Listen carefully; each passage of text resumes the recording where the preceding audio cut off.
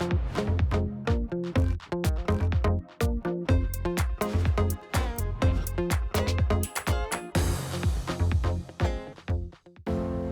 grew up in Stockholm, Sweden, playing guitar and selling websites built in his school computer lab as a side hustle. By age 23, he'd already started 3 tech companies and got rich enough to retire. Instead, he married his 2 passions, tech and music, launching an audio streaming service called Spotify in 2008. A decade later, Spotify went public and now counts more than 286 million users, playing some 50 million tracks around the world. Joining me remotely on this special pandemic edition of Bloomberg Studio 1.0, Spotify CEO Daniel Ek.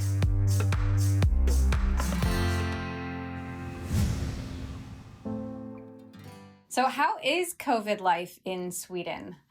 It's a little bit different than perhaps many other places in around the world in that the Swedish government choose a very different way of doing it in that it's really not mandated social distancing. It's more a recommendation of a social distancing. So all the stores are still open, all the restaurants are still open. That's been kind of controversial, right?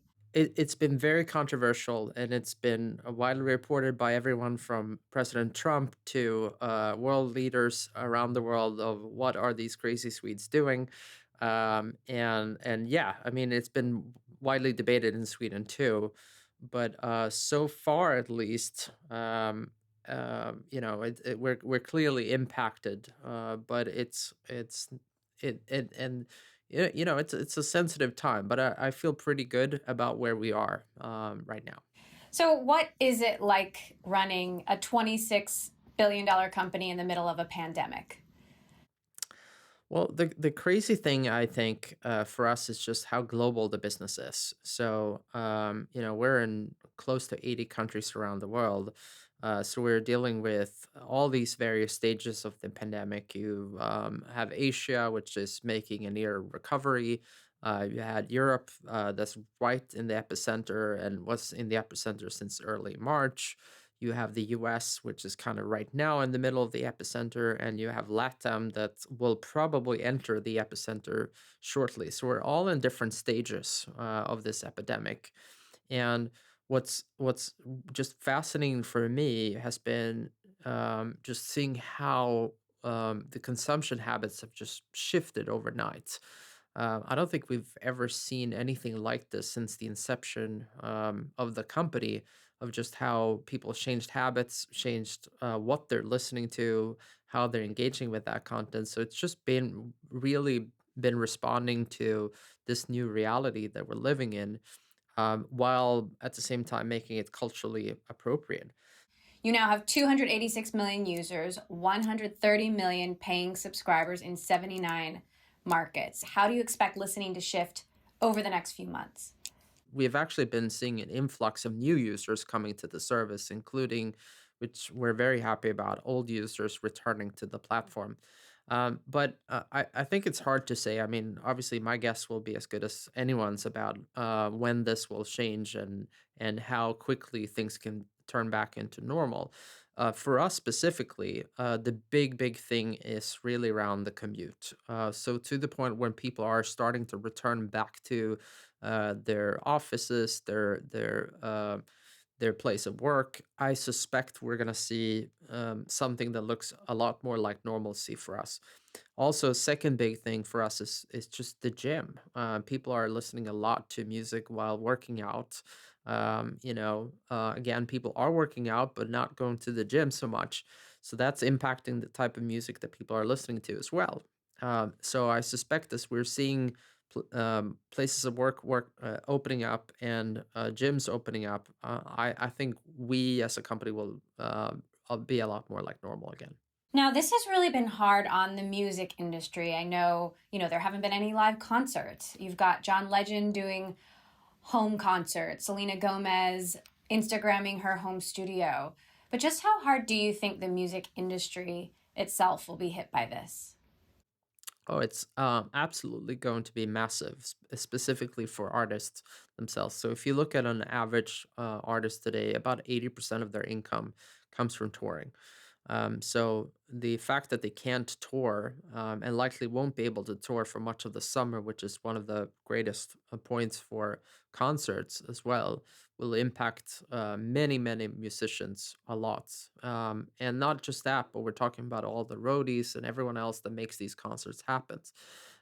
So it's a big, big thing, and it's something that we as a company are very focused on, and why we also created the COVID-19 relief fund, where we want to match donations towards the music industry. Even in the midst of this, you're still running a business and you have to, map out various scenarios and look ahead. So every quarter, I know you create internally what's called a bets board, where you list your priorities for the quarter, and these are selected from proposals from your team. So what's on your bets board right now? Well, the number one thing on our bets board is actually something that's stayed the same for a very long time, and that's just our bet from going from a music company to an audio company. We went about a year ago, just to put it in perspective, we were at about a quarter million podcasts, and we just passed over 1 million. Of that, about 60% of all podcasts are now being produced and distributed via Anchor, which is one of our acquisitions last year. So we're really just making progress on making it easier for people to create podcasts, distribute their podcasts, but also improving the consumption experience across the board. I think people realize that streaming is here to stay. It is the significant driver to the music industry, and the music industry itself has been growing because of streaming.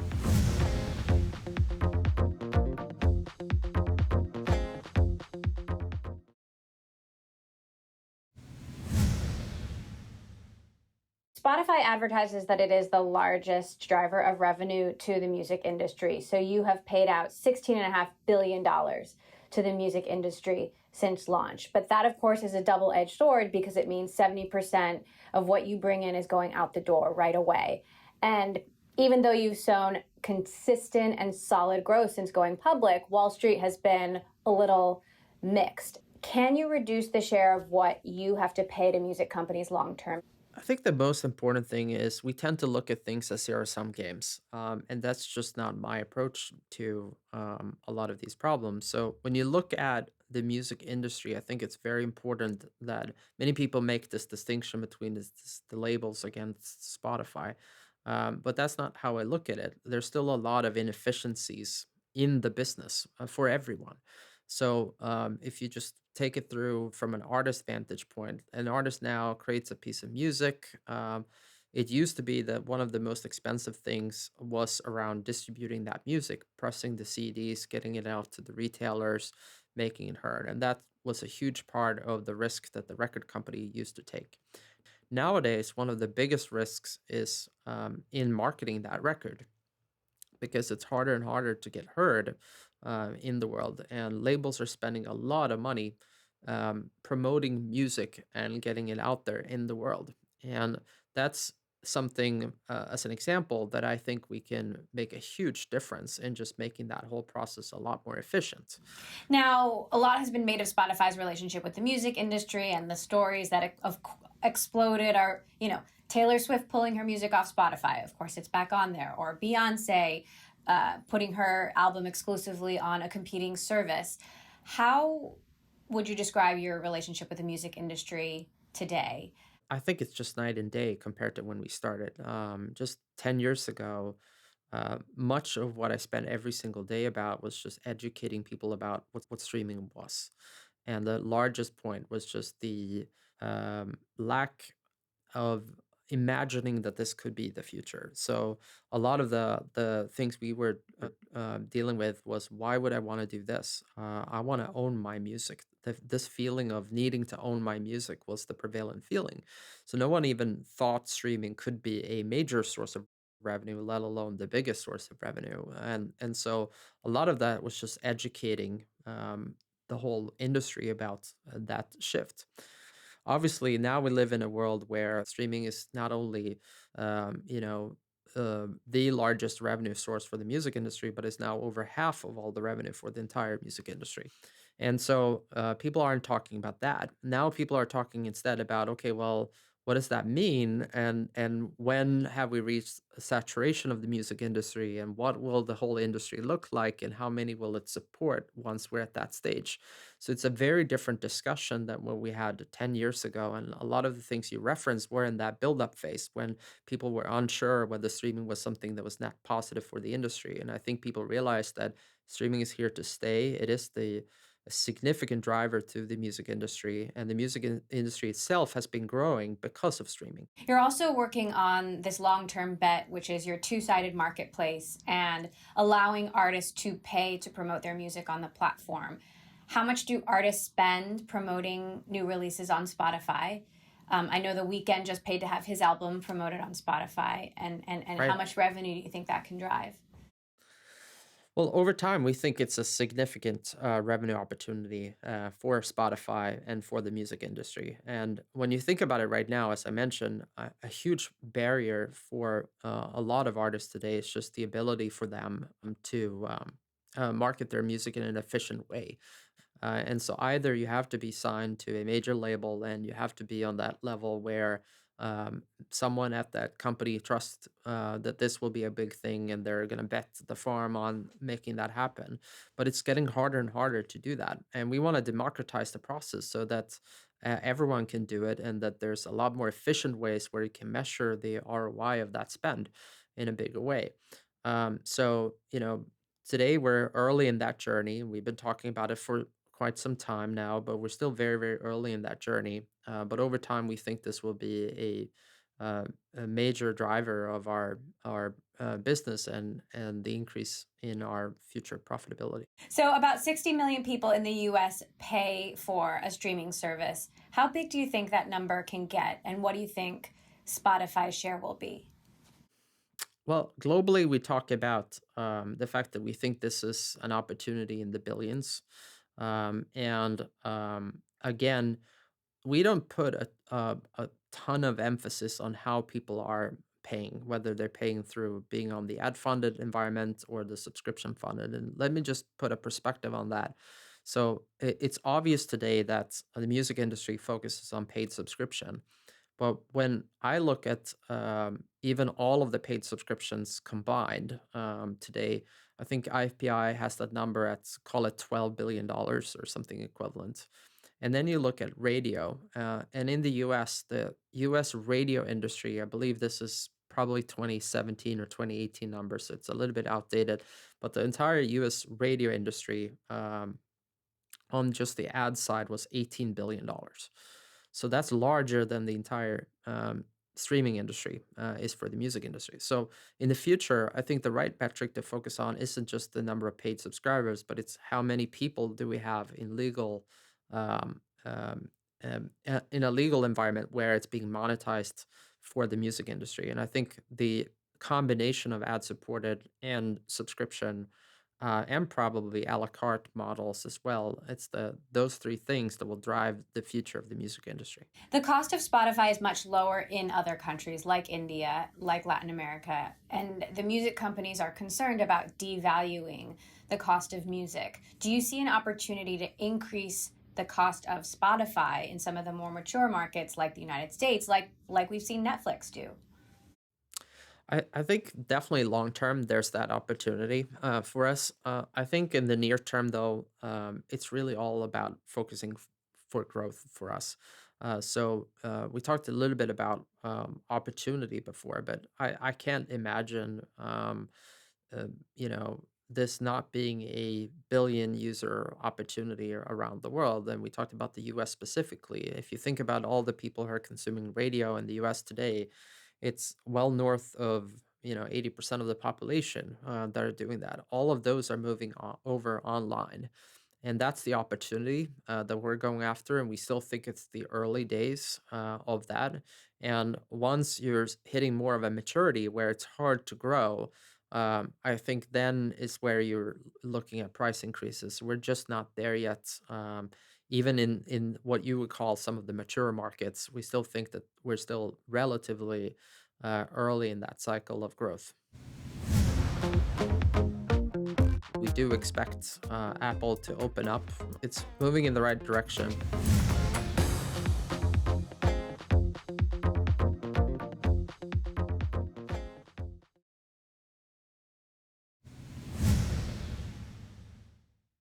You took on Apple last year, claiming that they're charging way too much to be part of the App Store. They came back and said you want all the benefits of being a free app without being free. What is the status of your situation with Apple? Have they relaxed any rules or fees for Spotify?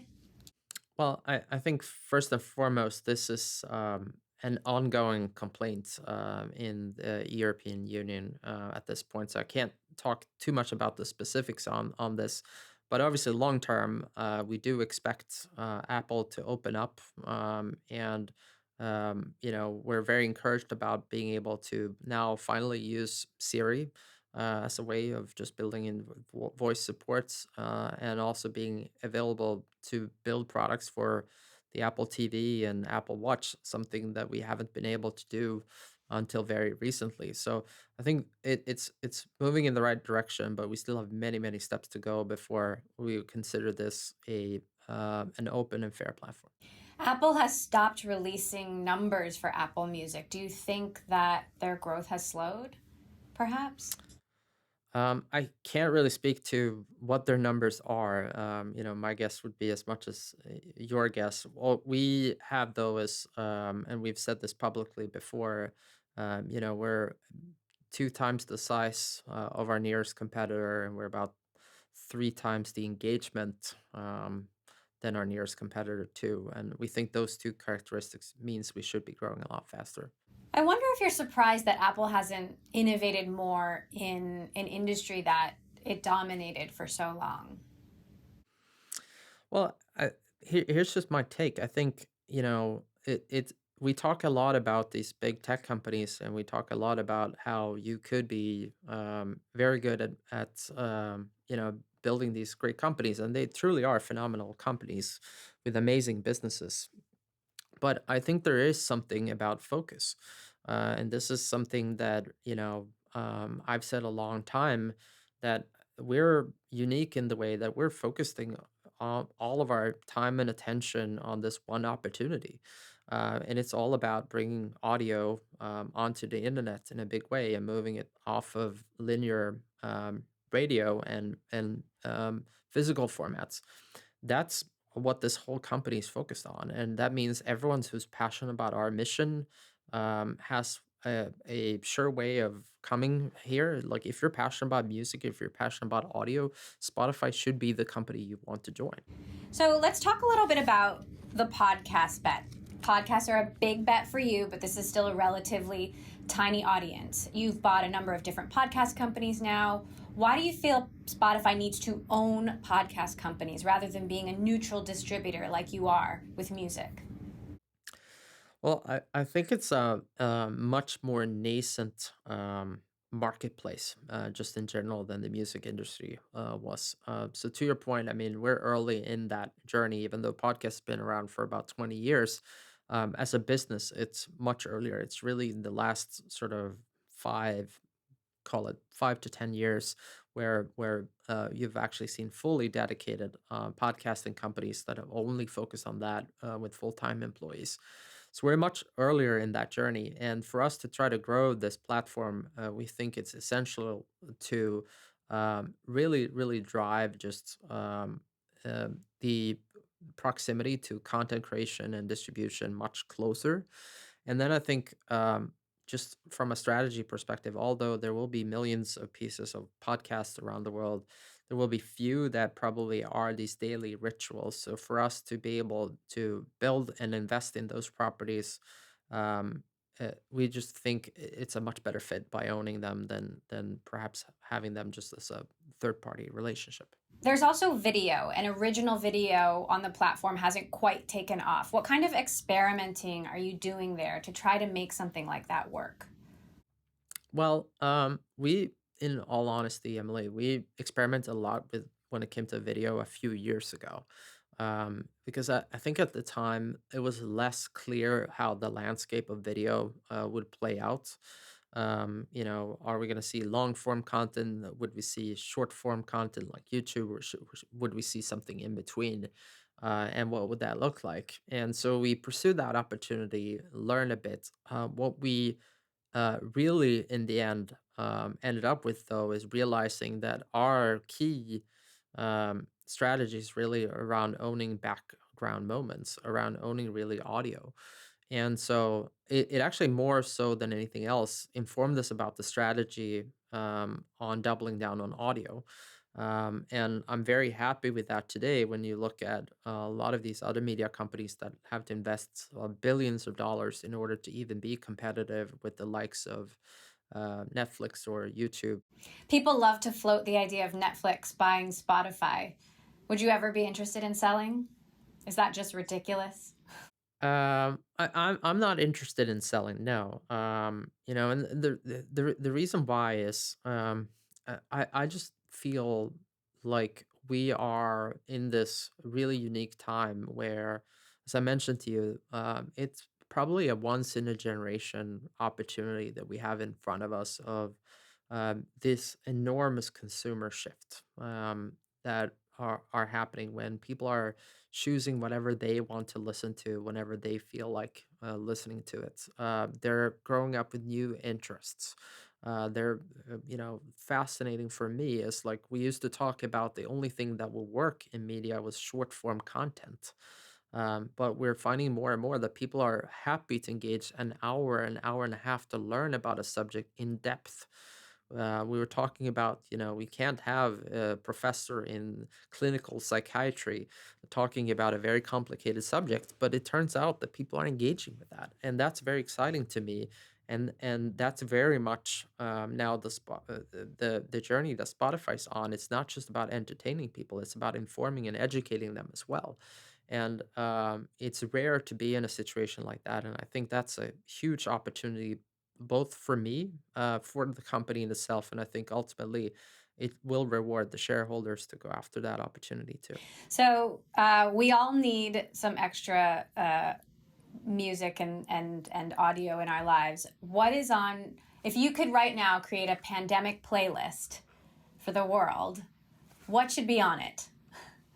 Oh wow. What should be on it? Well, I will say, just plugging the two big ones, but both Dua Lipa and The Weeknd have had, enormous releases. Both of them are doing amazingly well. And it's not just the hits, by the way. Both records are great. So I would definitely include a few tracks of each on there. Um, I a lot has been also on more chill music, so we would have to definitely include some of that. Fleet Foxes is amazing. Should definitely include some of that on it. We have some great new country music coming out. That's more of the chill kind. That's doing really well. What else would I do? Hmm, that's a big question. Well, we can't forget Frozen and Trolls, right? That's true. That's true. For the kids, we gotta have Frozen and Trolls. See, you could actually be one of our music editors. This is great. I'm actually much less embarrassed about my listening now that you've admitted you listen to Frozen and Trolls. Now Oh, I know all the it's all songs, all the lyrics. okay. It's painful. All right, Daniel Ek, CEO of Spotify, thank you so much for joining us. I really appreciate you taking the time, especially with Of course. everything going on in the world. So thank you. Thank you for having me, Emily.